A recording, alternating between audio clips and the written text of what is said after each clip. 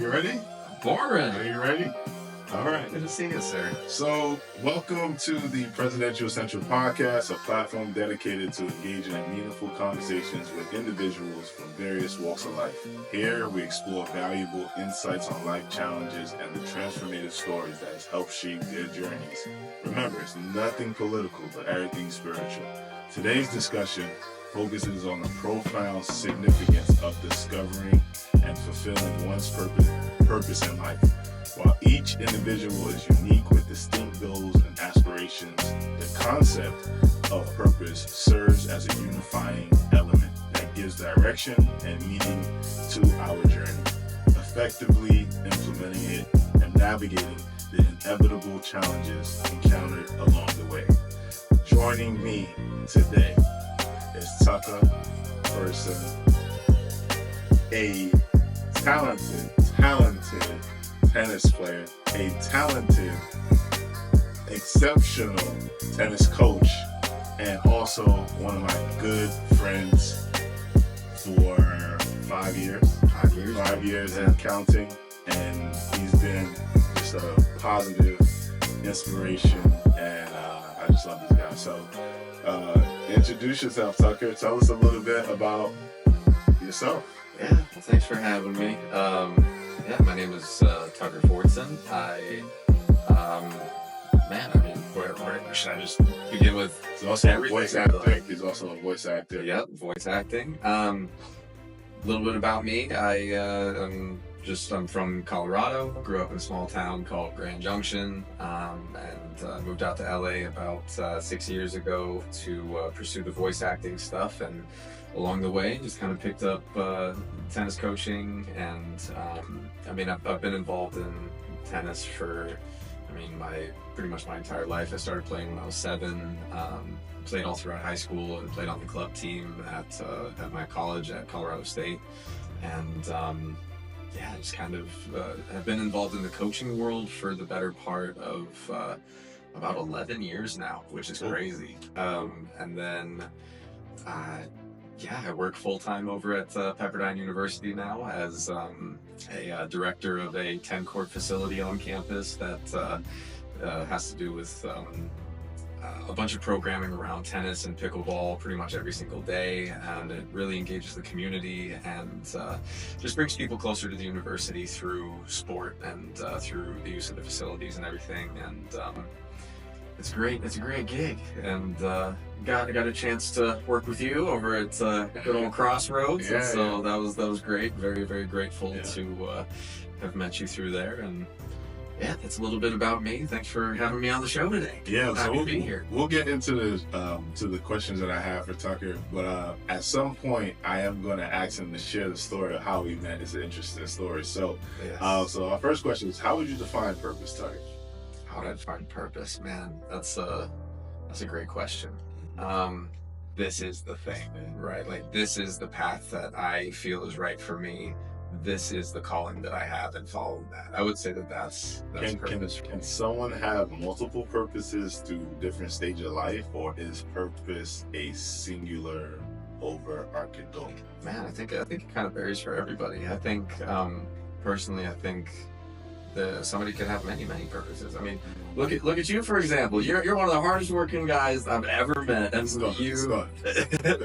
and it's incredible to see all the different routes that you kind of have your feet in. I mean, it's absolutely amazing. So, like, you have the purpose of your athleticism and your sport and basketball. And you also have this purpose through fashion. You have this purpose through this podcast, this new medium. You have so many different things kind of going on. And so, of course, I think there could be multiple purposes. Sure. Wow. That's great. That's great. What are some effective ways to identify your personal purpose if you're unsure where to start? Wow, that's a great question too. I think trying a lot of different things. I think one thing that and again, I can only speak for myself, but I think I kind of had my hand in a lot of different things throughout high school, throughout college. I did a whole bunch of different stuff, whether it was through my major and like research labs in psychology, and I was in student radio for a long time. I was in youth mentoring. I was in my fraternity. I was on the club tennis team. And so like kind of having my hands in a lot of different things, like I really just kind of wanted to see like, man, what is calling me the most here? And I found a lot of satisfaction through kind of going down different routes and like seeing the benefits of all of those different things. But ultimately I kind of found my calling through the voice work and through student radio. That's ultimately where I first found that kind of love for the voice work. So that his work is phenomenal, by the way. We may play like a little, he has like a 1 minute clip of like, we may play that during my demo. Dial it in for music's biggest night with special performances by living legends Stevie Wonder, Billy Joel, and Joni Mitchell. Welcome to you in the room. Welcome to you at home. The Grammys live on CBS, NEM. NFL, MLB, NBA, soccer, tennis. Watch every thrilling victory and gut-wrenching defeat only on ESPN. In a galaxy on the brink of destruction, who will rise from the fall? Why is he attacking UNSC soldiers? I don't know. Halo, streaming on Paramount Plus. Tonight, Jimmy is talking with Jennifer Aniston, and Grammy winner Alicia Keys performs. Jimmy Kimmel Live, tonight on ABC. Got a couple of those, but apologies in advance. It's okay. It's okay. He actually did the voice too. I think we did like a little demo for one of my songs called 50. Yes, we did. Dropping 50 in the garden. So, Ladies and gentlemen, we are here at Madison Square Garden. Blessed Branco has just made history, dropping 50 in the Garden, joining a group of elites that includes Kobe, Curry, and MJ. And hey, speaking of MJ, tomorrow Blessed Branco will be back in this same arena headlining for music.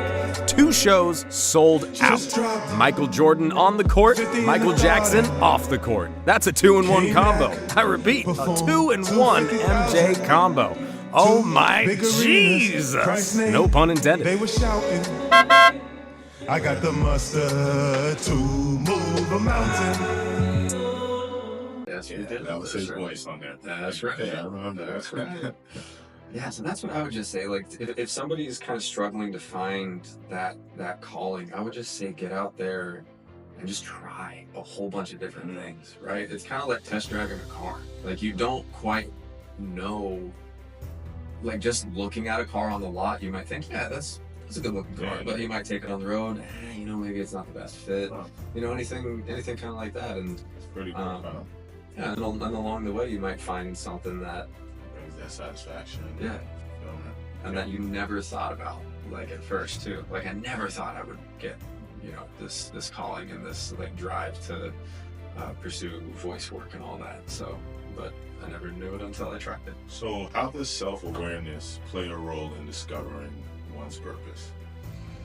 Man, you have some incredible questions. This is my team. Shout out to the team. Shout out to the team. I think self-awareness is it's incredibly important to finding that drive. I think you have to be honest with yourself. You have to be very That's powerful. yeah, I mean Honesty with yourself. yeah, you have to be completely honest with what is right or what's not so right for you. And I think when you are able to kind of tap into that honesty, I think it'll kind of like it'll kind of guide you where to go, if that kind of makes sense. Like I was a psych major in college and really enjoyed it and thought I wanted to go down the sports psychology route. And I felt good about it. Didn't feel like incredible about it. Like for those who don't know, like there's basically only a couple routes that you can go with a psychology degree, whether it's going into research and getting your doctorate and doing that whole thing, or joining like opening up your own private practice in some way, shape, or form, or just kind of continuing to go to school, whatever. There's like only a couple ways you can go about it. And when I kind of looked at that path, I was like, man, like the sports psych would be incredible, and I think it's such an incredible profession to get into. And I'm still fascinated by it every day. But as soon as I kind of like I said, tried other things and was honest with myself about the voice work, and I was just like, man, you know, I like psychology, but I love this. Right. You know what I mean? And like, so being aware of like, I kind of want to try this. Yeah. And like, why not? You know? Cool. So that actually leads me to my next question. Are there any signs or moments in life that signals that you're on the right path towards fulfilling your purpose? Shout out to the team, man. These are amazing questions. I mean, and again, I can only speak for myself, but I think, and you know, I kind of would imagine that you feel this way too. When you're doing something that you love, you genuinely feel good about what you're doing. Absolutely. You know, like, and I would imagine it's kind of that way when you're doing the music, when you are, you know, out on the court, when you're helping mentor people yourself, because you're an incredible mentor yourself. And when you, I don't know, I feel like when you're following that purpose, you genuinely just feel good. Yeah. Like, it's like the chill around your whole body. Yeah. You know, that feeling. Yeah. And I mean, I get out of the voice booth, and I know that I love it more than anything. Whether it's, you know, working on just a small job or doing just other things here and there, even just auditioning, like having the opportunity to even be in the running for some of these things. Like, I know it's just like, man, this is what I love, and I feel it. And I feel it. Same thing when I'm on the tennis court, like coaching people and seeing the satisfaction that they get from continental grit. volleys, slices, serves, continental grit. Right. Also, he's got a killer serve, by the way. He actually taught me. Let's share the story before we go to the next. Yeah, sure. So, I'm blabbering right now. I'll just try to do it in a quick way. So it was during the pandemic, and we both were coaching at the school in Santa Monica. And I was a basketball coach there from the middle school. He was the tennis coach. And as you know, the pandemic was very rough for some people, so they started losing coaches left and right. But it seemed like we were like the only two coaches that remained. So to the point now, they're like, all right, basketball coach, we need you to help out with tennis and you know, track. And, you know, so that's how I was helping with track, and then now they call me help with tennis. So I get there, and I don't know a thing about tennis. And Tucker goes, he's like, all right, so we just hold it in the continental grip, and then, you know, you do a serve. So I get up there, and of course, you know, I played Division I in basketball, so I'm pretty athletic. I can jump pretty like 40 feet in the sky. I can do a lot of dunks. You pretty much fly at this point. You know, so I do the serve, and I like, kid you not, it was like a perfect serve. Tucker looks at me, he's like, dude, this is like Serena Williams, like, you know what you just did?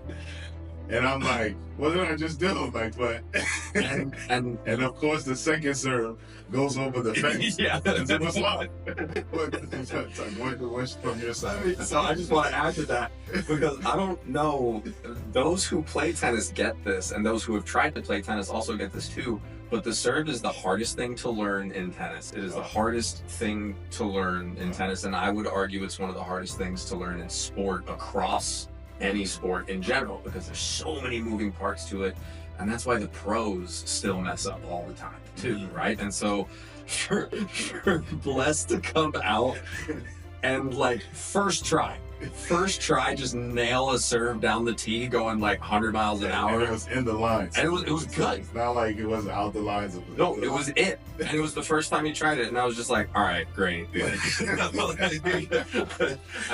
never forget that day. But maybe it was God's way of like, this is your brother, and going to connect you guys. This is what, you know. So that, I think now that I think about it, like maybe that was, could have been. It was really him. He just, it was the highest term, yeah, man, and it was amazing. It was amazing. You're a stud on the court, man. We gotta get you out there even more. Man, you know, tennis has actually become like my Michael Jordan's golf.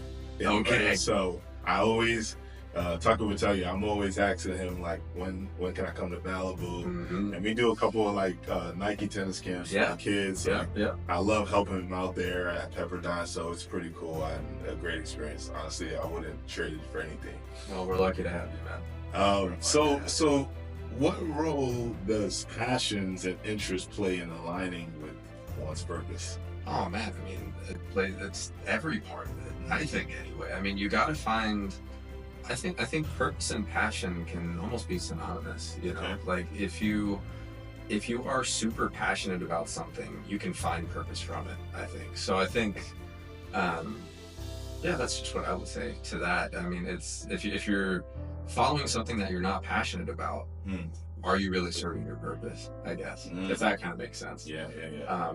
Because, man, I don't know about you, but I've had jobs where I'm just like, yeah, this is okay, but like, I'm not passionate about it. Yeah, so like, how long did we stay in those jobs? Right, not too long. Not very long, right? And so, like, I think, finding passion is crucial. It's crucial to pursue your passion or pursue your purpose. So, can external factors like family expectations or societal norms obscure someone's true purpose? I think so, 100%. Yeah, I mean, I think we are very much in a society that kind of like has a system, right? There's a system of like, you go to school, you graduate, you go to college, you graduate, you get a job, and you have a career, you retire, that's it, right? And like along the way, like you can have hobbies and you can have like, you know, side things, but I think people will kind of like start pushing back and say like, are you sure you want to do this or this? Like, you sure you want to pursue your dream? Like, and I think, so I think it's tougher to live a life for art, to live a life for passion, to live a life for that, in the way that, you know, it can be financially tough, right? Like, I mean, you can keep trying, and, you know, it may not be as lucrative as if you did just like go to some sort of corporate job, right? And if we're lucky, we do make money off of our love and our craft, and that's amazing. Like, so then, how do you balance pursuing your purpose with meeting everyday obligations and responsibilities? That's $1 million question. I think any artist in any medium, whether it's music, entertainment, fashion, anybody that's following their passion to the point where they're trying to make it their full-time thing, wrestles with that every day. You know what I mean? Like, and even myself, like I accepted this full-time role at Pepperdine, which I love, but I knew when I did, like, the voice stuff would take a back burner for a while, because it's a very demanding job. I'm there 6 days a week, like very long days, like it's a lot going on, and I knew that voice would take a back burner. But I think when you are so passionate about something, you find time. You know what I mean? And again, I look at you as like the perfect example of that. You're juggling like what, 18 businesses right now? I mean, I remember when you showed me the business plan that you had and all your different like labels and subsidiaries. I was like, this guy is a machine. Like, he's just, so it's really cool. And like, I think, I mean, man, it's so tough to find that balance for a lot of people.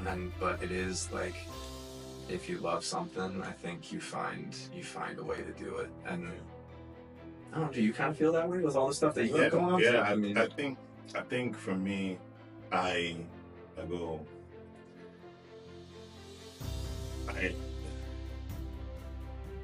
let me put it in one sentence. I would say, if I don't do this now, tomorrow is a promise. That's I think that's where, that's kind of what, and then I just take it step by step like that. Yeah. So I'm like, is it in my scope to just do this now? Yeah. Even if it's an idea. Sure. Did I write it on paper. Yeah. You know, okay, did I write it on paper? All right, I'm okay. So tomorrow, if I'm not, I wrote it on paper. Sure. And then the next day comes, it's still on paper. Now it's like, okay, the first step is, you have to open up let's say, a business account. Sure. Can I do that in my scope? Okay, it takes 20 minutes, right? Okay, let me put that on my schedule. Yeah. Okay. If tomorrow doesn't happen, what did I do? I wrote it on paper and I opened a business account. Yeah. And then the next day comes, Right. what's the next? That's how I just. I love that. I promise. Yeah. And I love that, like, no matter what, you're at least doing a little something to get there. And, right? and that's amazing. And I'm always going to be at peace knowing that I can never look back and say, what if? Yeah. I mean, dude, that's exactly what my logic was when I decided to move out to LA and try the voice acting stuff. Yeah. Like, I had a very, very, like, you know, real conversation with my dad, who was in the entertainment world for a little bit, and you know, as many entertainers have experienced, got tired of the rat race, right? And just ultimately decided to, you know, get out of that world. And he looked at me and he goes, "Hey, I think you should give it a try, but just know you're gonna fail a lot. And as long as you know that as long as you know that you still love it, I think you should give it a shot." Yeah. Because at the end of the day, you can say you tried if you. And interesting, you mentioned us as we coach kids. Mm-hmm. One of the analogies, I don't know if any of the tennis players told you when they're around me, I do this, right? Okay. But I use this analogy anytime I'm coaching any sport. Okay. Anytime, I try to first of all teach them, like, don't be afraid of failure. Mm-hmm. But I use a story. I tell them, I say, guys, do you know who invented the light bulb? Mm-hmm. They go, who? Coach Obama? It's not Obama. It's not. And there'll be that one kid, Thomas Edison. Yeah. Like, yes. Okay, yes. Because they say all different types of stuff. Oh, I'm sure. They answer to like it'll be like Martha Stewart. I'm like, what is this? Okay, anyway. I'm like, what is your? So I say to them, I say, you know the light bulb that lights up your kitchen and your house, that lights up your room, your game room that you play video games, and you know it took that guy 1,000 tries. They go, what? So yeah, you know, what if he gave up at 400? Mm-hmm. What if he gave up at 500? Mm-hmm. Maybe somebody would have invented light bulb. Would it be as efficient? Sure. You know what I'm saying? Sure. So I told them, I said, I need you to start getting excited every time you fail. Mm-hmm. 300, 400, 600, 900. Click. Then the light switch on, and then you're like, I love that, man. That is so perfect. you know what I'm saying? I love that. So see, this is why he's number one. This is why he's number one, man. That's amazing. I love that. So from what you were saying and sharing with that moment with your dad, are there moments in your life you felt disconnected from your purpose, and how did you navigate that? Yeah.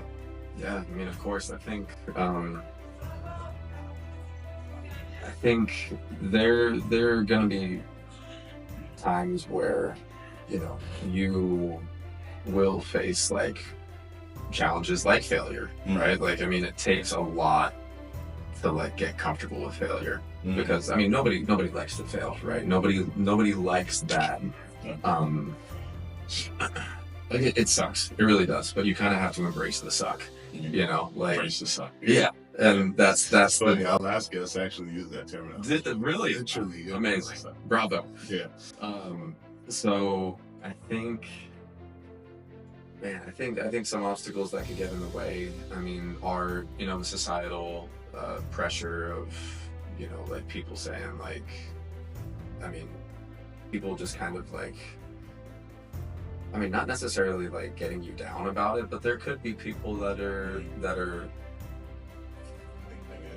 yeah, and I don't want to say like too negative, just because like I feel like they don't know. Yeah, they don't know better. They might not just be familiar with like chasing their passion, so they could just kind of look at you like, oh, that's cool. You know what I mean? Yeah, like yeah, if sometimes you can get hit with that, and but so I think that could be an obstacle. Another could be man, like imposter syndrome quite a bit.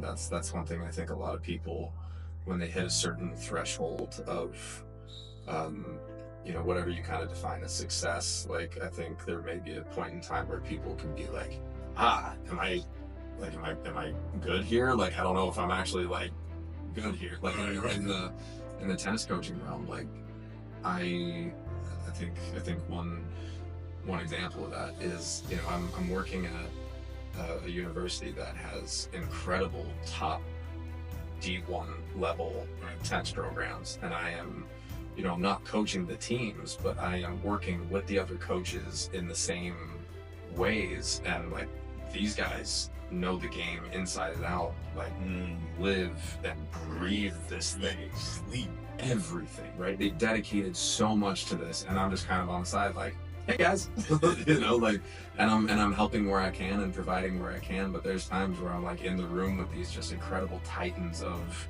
the tennis world, and I'm just like, whoa, how did I get here? Like, what am I doing here? But so I think that could be another obstacle. But I mean, if you surround yourself with like-minded people, if you surround yourself with people who support you, people who can see the vision and can feel your passion when you talk about what you love doing, I think you're going to get a lot of positive reception and a lot of positive help. I mean, have you kind of experienced that through your journey too? Yeah. I think that, especially when, because the question was more even like, do we feeling disconnected from the purpose at some point, or but I do feel that to feel the most connected is the environment. You try to put yourself in that positive environment, the supportive environment, just anything that's in the direction of where you want to go. That's why they say a lot of times mentorship is great. And also to, let's say this is what you're trying to achieve. It's better to learn from those that have done it and have been doing it for a long time than to learn from someone who has never done it. For sure. And I think in our society today, a lot of people don't really understand the value of mentorship. They rather self-counsel. And I say, like, when I ask them, say, why do you self-counsel? They don't really have an answer. Because when you self-counsel, it's like you can only go so far by yourself. Yeah. But when someone is mentoring you, or is keeping you accountable, they have a perspective, so they can literally, you're about to hit to make a move to your left. You're about to hit that move to your right. So you will actually get there way quicker. Absolutely. Than you just going, and you can do it yourself. It's about time is one of the most important things too. 100%.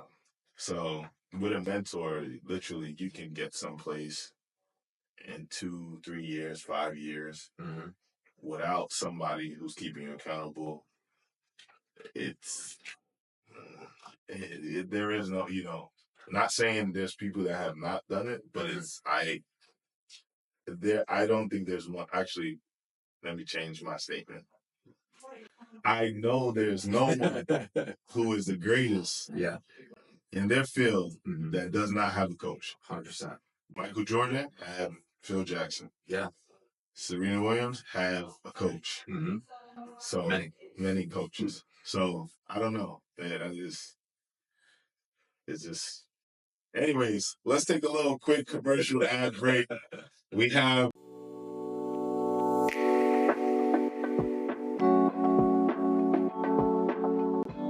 Every great story begins with a calling, a purpose, a destiny.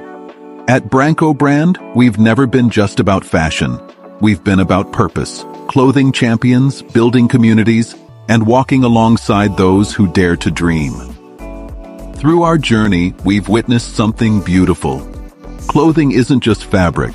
It's a symbol of who we are, what we believe, and where we're going. This is why we're bringing back our most powerful pieces. We call it the Date Palm Collection, Emerald Gold Palm Branch Jogger Set. For those who carry the fire of resilience, Destiny's Designer Sneaker Collection. For those who refuse to settle, the Fishers of Men Sneaker Collection. For those called to greater purpose. These aren't just clothes. These are statements. These are stories waiting to be told. Only available for a short time. Only for those who are ready. Legacy isn't found. It's built. The Date Palm Collection. For those who know they were made for more.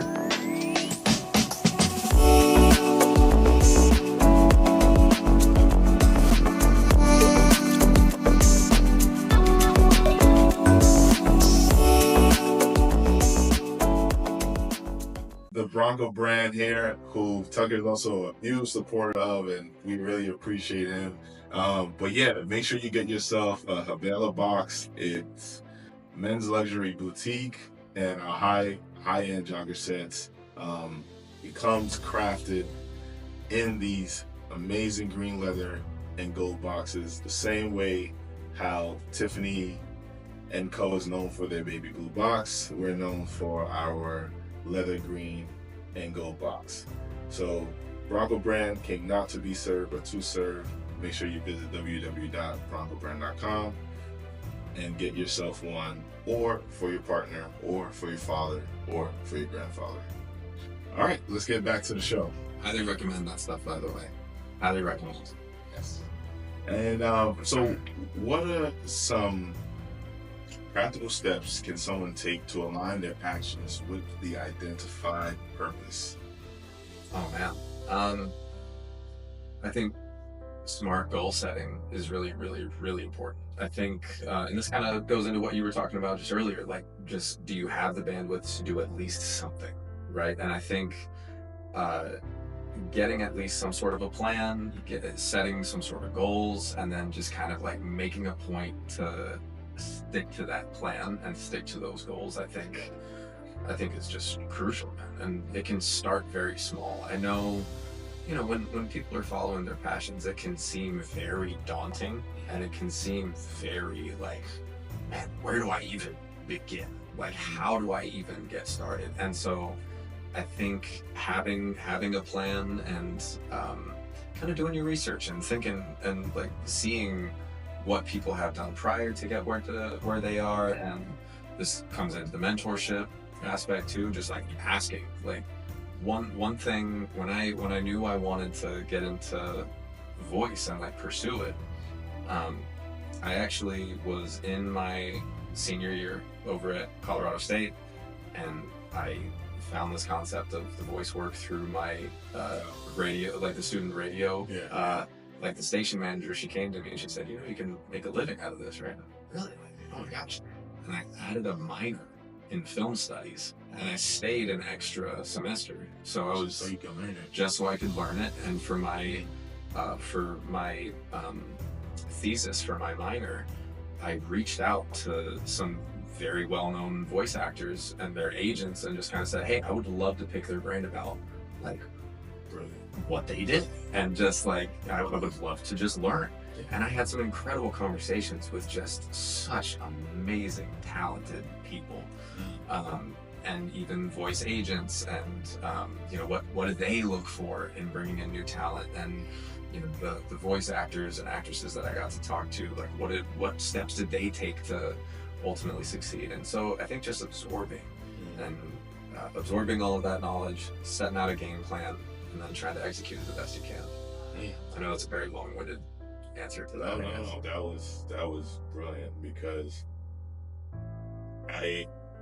it makes sense when you see his demo. I'll be like, it makes sense. So what are the most common obstacles people face when trying to live out their purpose? Yeah, I mean, and I know I maybe touched on this a little earlier, but yeah, I think the societal pressure can definitely start to get in the way.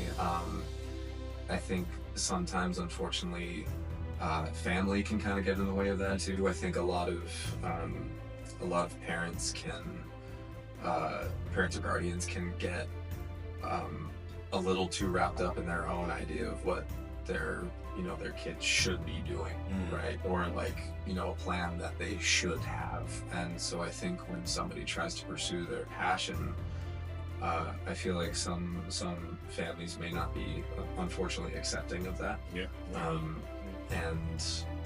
I think that's super sad. I'm very fortunate to have a very supportive family, who, again, both of my folks were involved in the arts and in one shape or another, and so they are very accepting of that type of path and say, yeah, give it a shot, why not? No, it's true.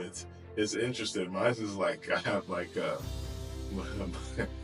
I'm laughing because my dad is like, he's like, if you put unsupport and support in the same sentence, it's like a combination. It's like, have you ever heard of a parent like that? I'm like, yeah, it's just my dad.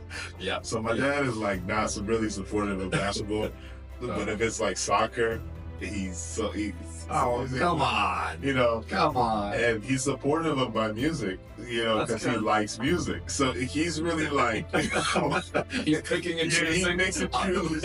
Like, that's how funny it is. That's He's just funny. So,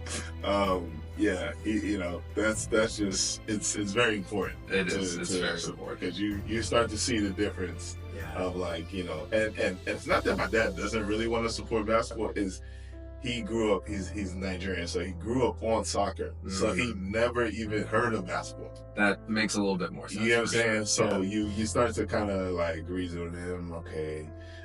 But like if I were to play soccer, then of course he'd probably jump on the field with me and be ready to like show me kicks and stuff like that. He'd be your PR. He'd be my PR. That's funny. But of course, I had to take that step. And bet on myself, and I thought too that he saw that, being able to like win a championship in Buffalo and stuff like that. So he was like, "Oh, okay." Yeah. if that doesn't catch their attention, right? I don't know what else to do. Like it's.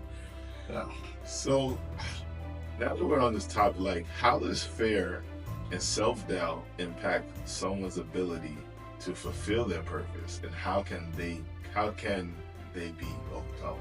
Oh man, I think, I don't know about you, but I don't think that fear ever goes away. You just kind of get used to it. You know what I mean? Like, I still get nervous when I'm like in the voice booth, like doing a job. Wow. And I still get nervous when I'm on the tennis court with a new client, like, or whatever it kind of may be. But I think that nervousness just is me wanting to do a good job and like wanting to make sure I'm providing like a quality product, right? And so I think the easiest way to kind of get used to that, or kind of help mend that little fear or self-doubt, is to at least try, and just test the water a little bit, like push yourself out of your comfort zone, and just like realize that it's okay, right? And then push a little bit more, and just kind of slowly kind of realizing that, like, okay, I can still be nervous about this, but like, being kind of confident in that way of at least trying and realizing that it's okay. And if you fail, again, we talked about failure, but like, if you fail, okay, right? But don't quit, because what if you are on 400? That's right. You need that light bulb to come on. Exactly, yeah. And you mentioned, you were like, I'm going to answer that question. It's like, you don't know about how do I feel about the fear is always there. Yeah. I do feel this fear of not fulfilling my purpose. Sure. Yeah. Yeah, definitely. I think my approach to fear, okay.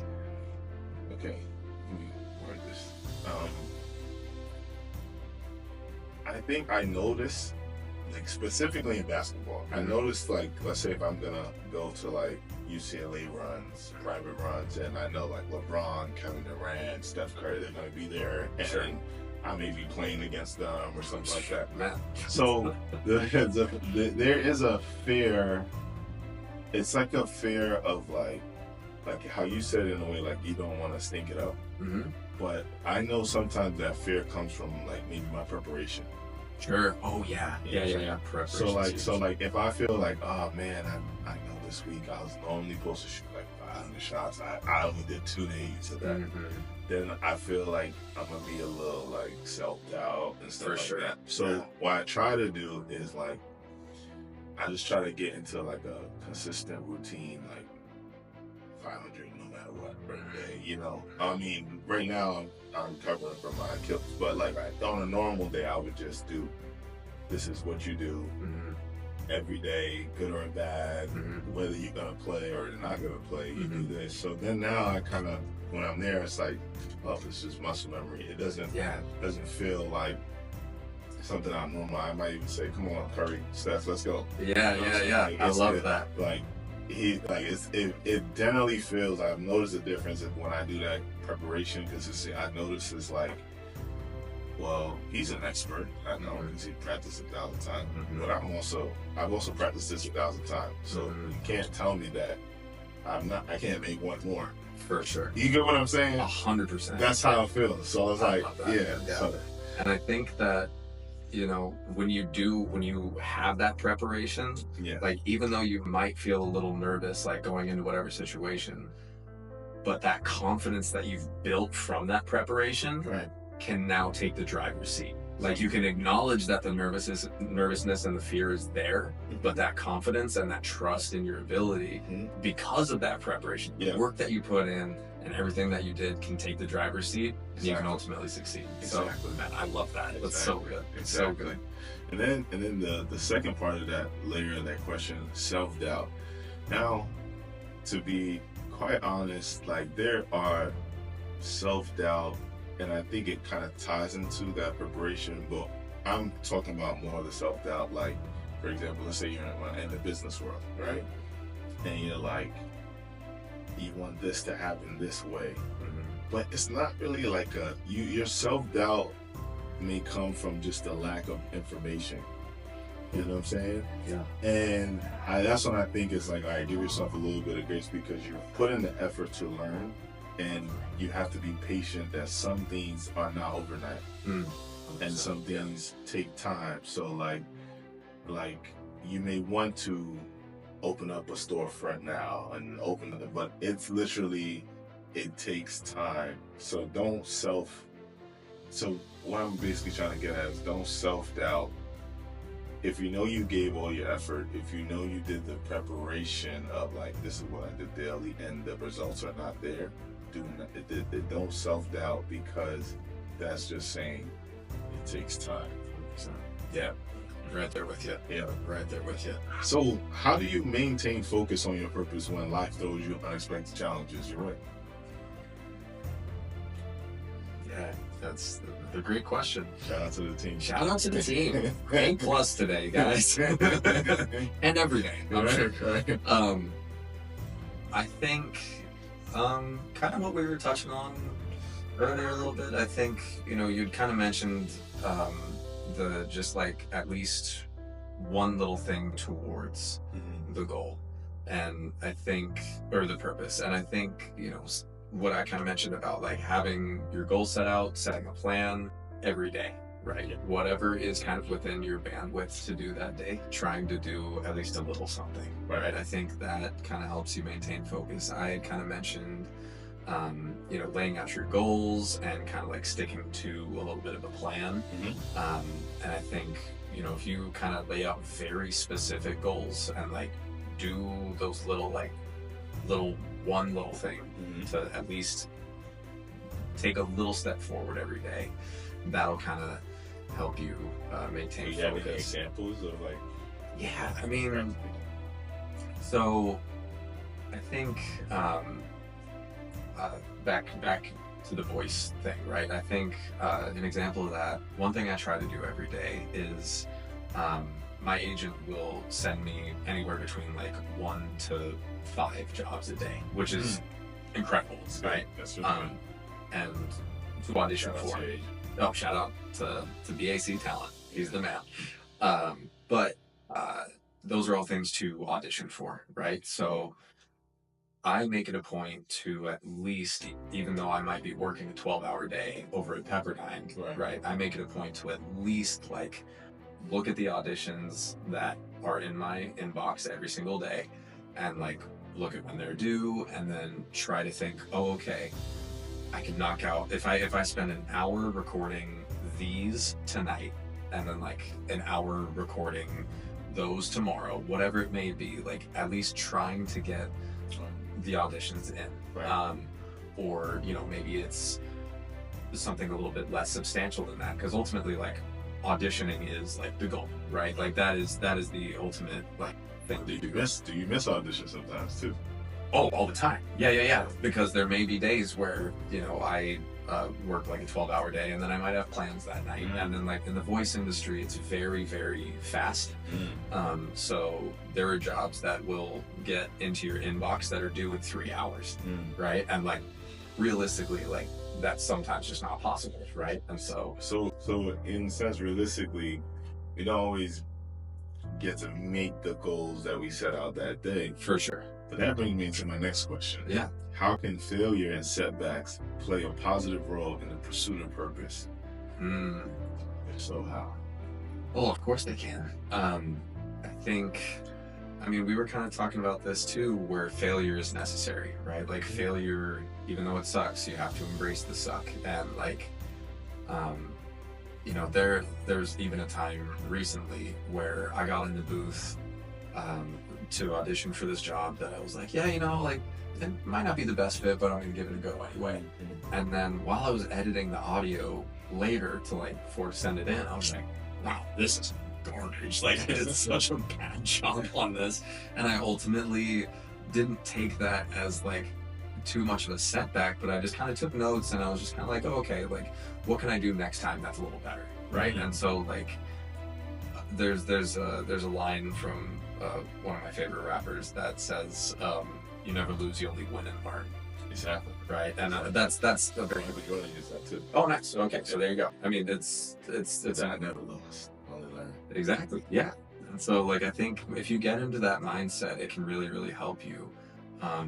But it is tough, and it's a tough mindset to ultimately get into. But I think those little failures and little setbacks are necessary to kind of ultimately get you where you want to go. I mean, on the tennis court, right? Like I might coach something one way and it may not be super receptive to that person. And so I'll kind of be like, okay, I kind of, you know, maybe failed in that regard. Like, what can I do differently for the next person if we're working on the same thing, right? And so, yeah, I think those little setbacks can help you for sure, but it's just the ability to recognize and kind of adjust. And I don't know, it's a long process, and it's, I mean, nobody's perfect.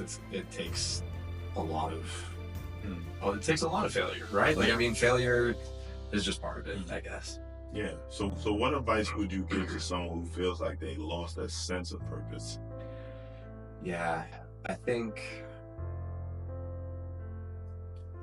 I would say kind of what I was talking about earlier about just going out and trying new things to like see if something sparks, you know? Or what about in your sense, like how you know your purpose is in the voice acting, right?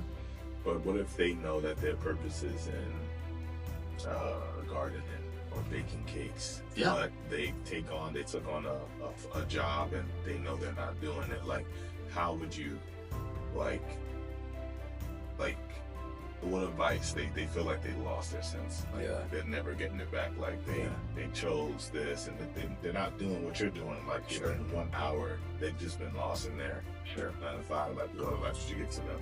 Yeah, I mean, and I think this kind of ties into one of the questions you had earlier about, you know, the things that life can kind of throw our way.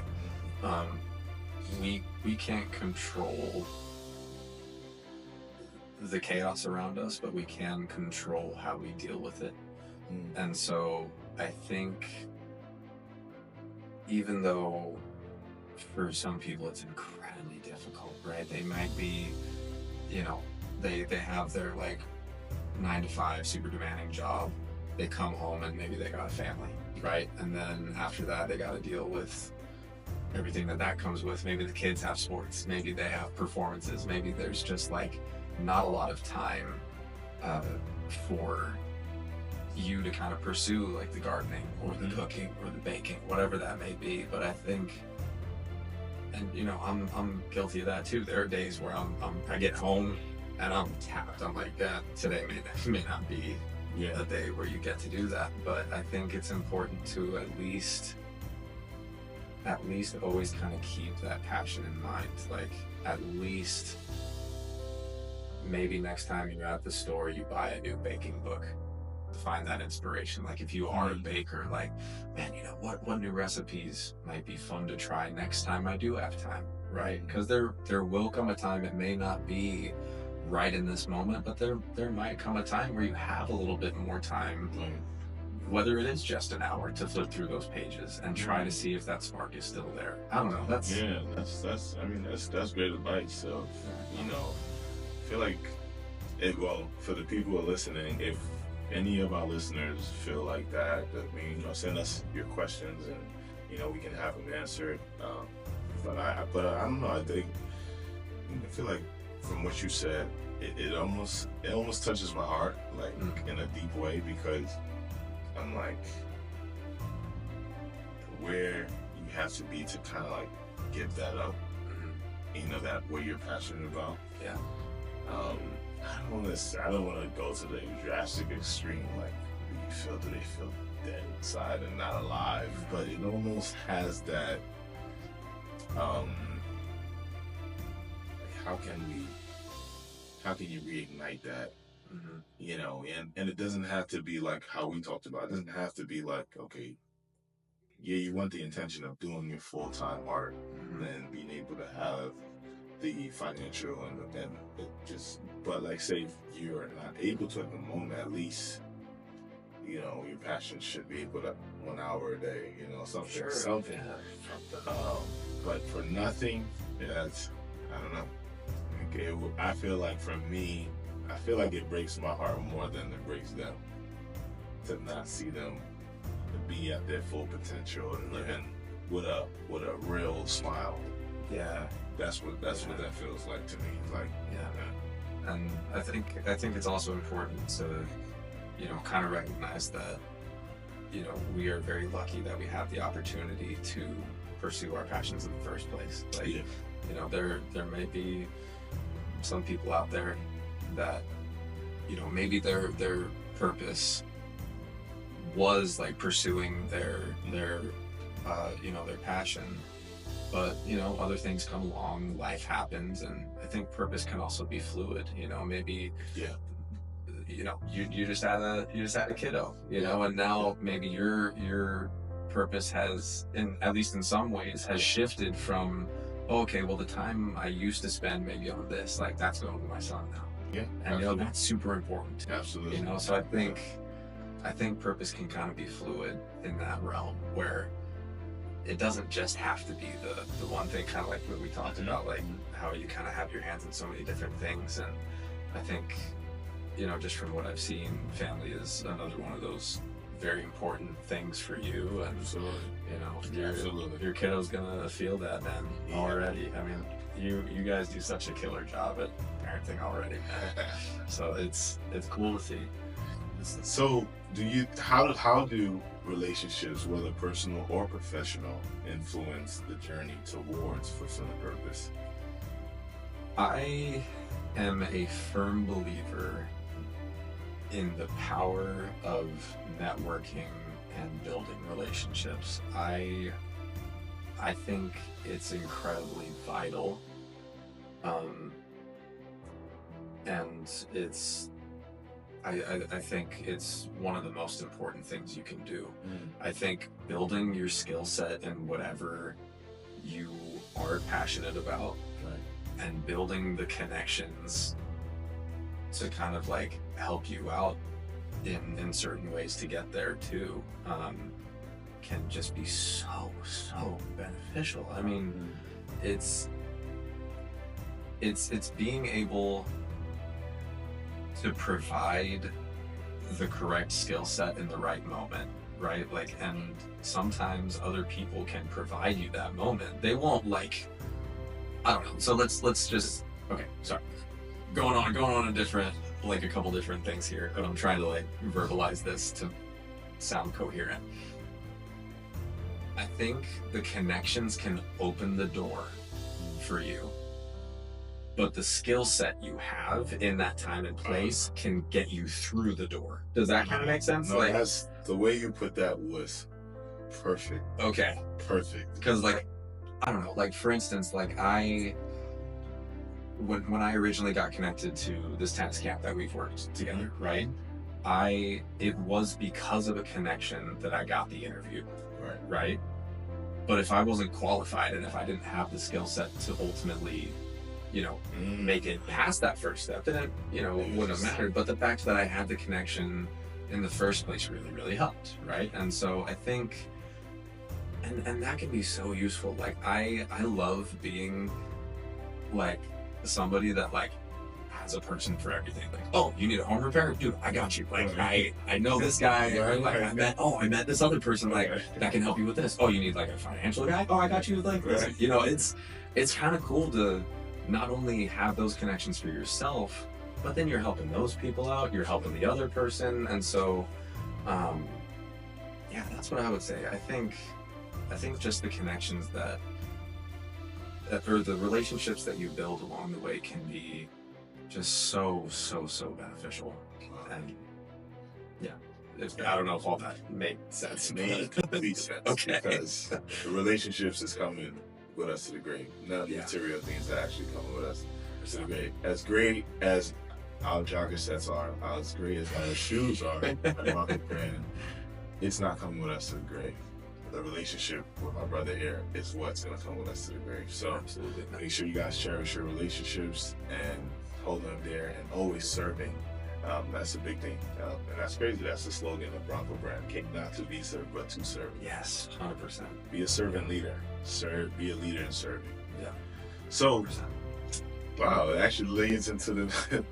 Shout out to the team. Shout out to the team, man. I don't even know what he's about to say, but I know it's going to be good. Should one's purpose always serve others, or can it be entirely self-focused?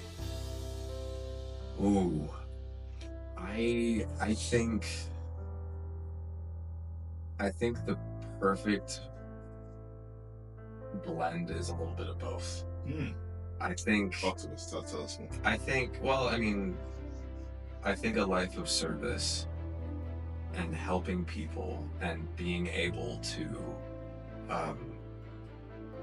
be a support system in any way that you possibly are able to is one of the most rewarding things ever, for sure. I mean, I would not be here personally today if it wasn't for my personal support system, and I'm eternally grateful for, you know, just everybody who has kind of, you know, helped me throughout my life. And I'm sure you've got incredible, influential people like that too. And it's really, really special. When it comes to pursuing your purpose, I mean, I think paying that forward, and again, I'm just speaking for myself, but like paying that forward and being of service to others, how people have helped you, is incredibly important. While also maintaining the idea that it's okay to take care of yourself. Like there's a line between taking care of yourself and being selfish. You know, like, can you elaborate on that for those? Like, for example, it says there's a 5-year-old doesn't. Like, well, so taking. That's good. That's good. I think so. Taking care of yourself means setting boundaries. And you know, that's that self-awareness of being very honest with yourself about what you are comfortable with, what you're not comfortable with in personal and professional realms. And kind of realizing, like, for some people that's hard to do, right? For some people it's hard to be okay with that and like set boundaries for yourself. For others it's, you know, easy peasy, whatever. But I think you can still take care of yourself while being in service to others. And so, yeah, I don't know. I think there's that fine balance of, taking care of yourself without being selfish, and like putting yourself first without it being at the expense of other people. Like I guess, like, I don't actually 100% know what I'm trying to say, but like there's ways to set boundaries and be comfortable with taking care of yourself while still being able to take care of other people, I guess. And for some people, it's finding that balance of how exactly to do that. And I don't know if that 100% makes sense, but like... It actually leads me to my next question. Okay. Kind of unlayer Sure. some of the onion. Sure. All right? Yes. Right? So how do you handle relationships or environments that don't align with or support your purpose? Okay. Yeah, great. So that's awesome. So like that could be an instance where you are ultimately setting a boundary of like, if I had somebody that was like, like very like a negative influence in ultimately like trying to pursue my purpose, whether it would be somebody that's just constantly in your ear, like kind of doubting you or like putting you down or making you feel bad, anything like that, like then yeah, set the boundary of like, hey, look, maybe I spend way less time with this person, right? And definitely be okay with that, right? But yeah, so that's what I would kind of say is just like that's how that taking care of yourself can definitely be super beneficial in that realm. If that kind of makes sense. No, that makes Does sense. that peel at least one layer? Yeah, I'm trying my best to like wrap this idea into a sentence. So then so for example, I think that makes a lot of sense. So kind of like the voice, or even when you're coaching, you're serving because you're coaching, you're mentoring, you're giving people a skill that they didn't have before. You're even giving commercials a voice that they didn't have before, right? Sure, so you're serving. Yeah. You're serving, right? Yeah.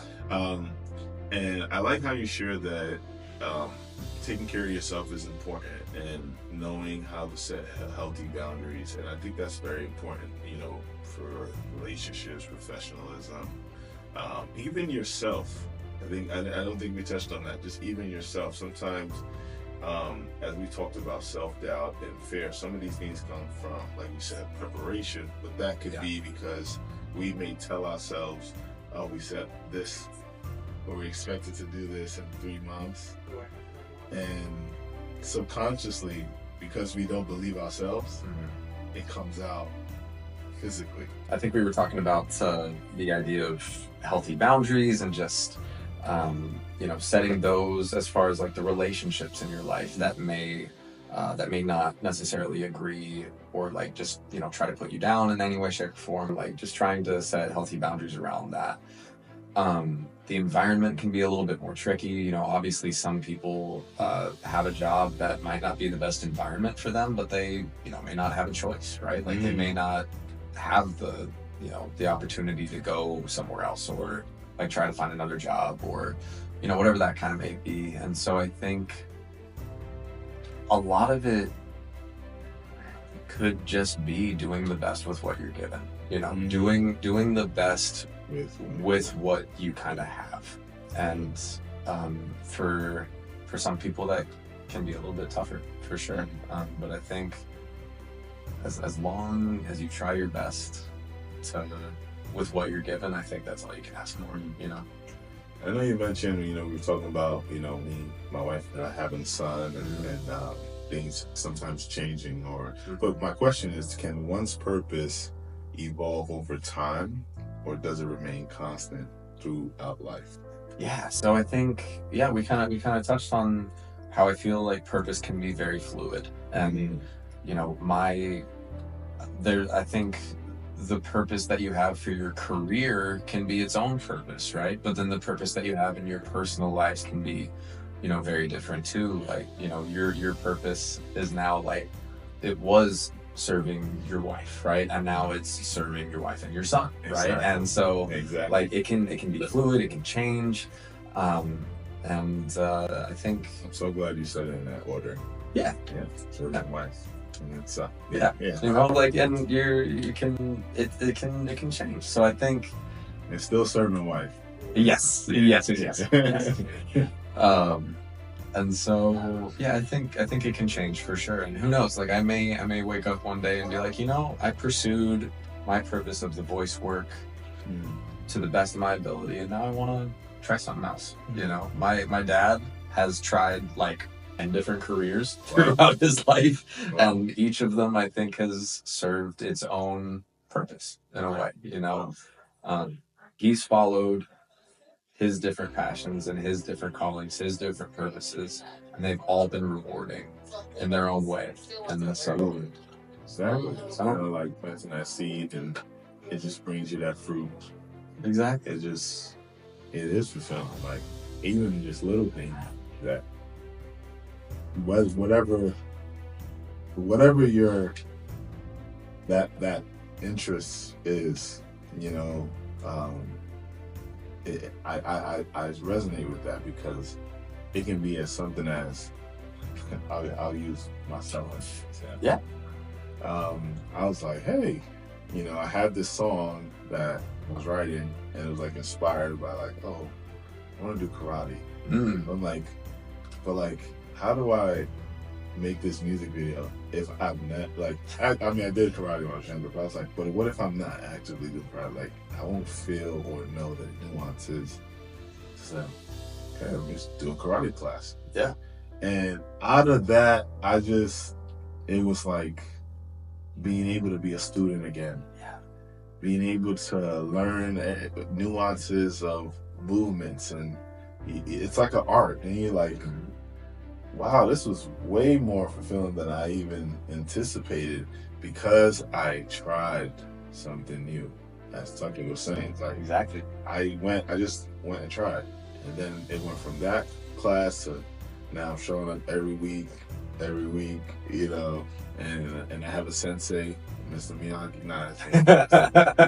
But yeah, it's really, I would encourage everyone, you should have a hobby. I think you should have an interest, a passion, or something. And I know throughout this conversation, I think you can find purpose through that. So our last question is, in what ways does fulfilling purpose contribute to your overall happiness and mental well-being? Man, shout out to the team.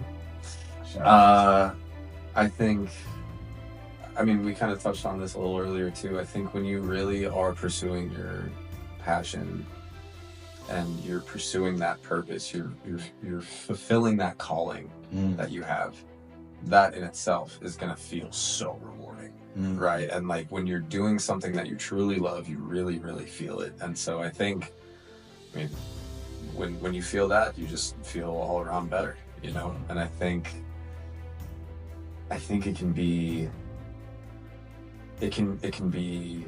scary. It can be nerve-wracking, especially just getting started on whatever, pursuing whatever passion that is. Like, if you ultimately want to switch something entirely, it can be very intimidating. But I think that's part of what makes it so amazing, right? Because if you get past that intimidation, and if you kind of keep going through that, it can be so incredibly rewarding. Absolutely. And that's what makes it all the more worth it. Absolutely. I think so. And he hit it right on the nail. So to the audience that's listening, send your questions in, and what purpose do you need to fulfill? Speaking of purpose, we also wanted to give our guests, because we feel like aligned with your purpose and destiny, we want you to have a designer destinies. What? Oh, amazing. Yeah, if you want to show show them, show the listeners the Designer Destinies casual shoe that we have at Branco brand shoe. Fantastic. If you want to open it up, Sure. just show them one, just one, yes. 1 foot. Yeah. So, this will be my second pair of Branco brand shoes that I have. Highly recommend checking out the other stuff. But yes, oh man, I've been waiting on these, man. Well, nice, clean. You can wear it with a suit, and you can wear it with casual stuff. But those are called the Destiny Designers, and it's interesting that our episode today is about fulfilling your purpose. So, like I said, make sure you guys send in your questions about maintaining faith in the execution of purpose to be answered in the next episode. We want to conclude this episode by encouraging you to subscribe to all of our social medias. On Instagram, we're Presidential Podcast, as well as Twitter, we're Presidential PDC. So, it's X now. Right. It's on X. Yes. Presidential PDC. We thank you guys. Thank you for tuning in. And God bless you. Thank you, guys. And thank you, sir. Thank you, Tucker. This was a ton of fun. It was great. It's great having you. Awesome. Woohoo! Good deal, man. Don't Don't celebrate too hard.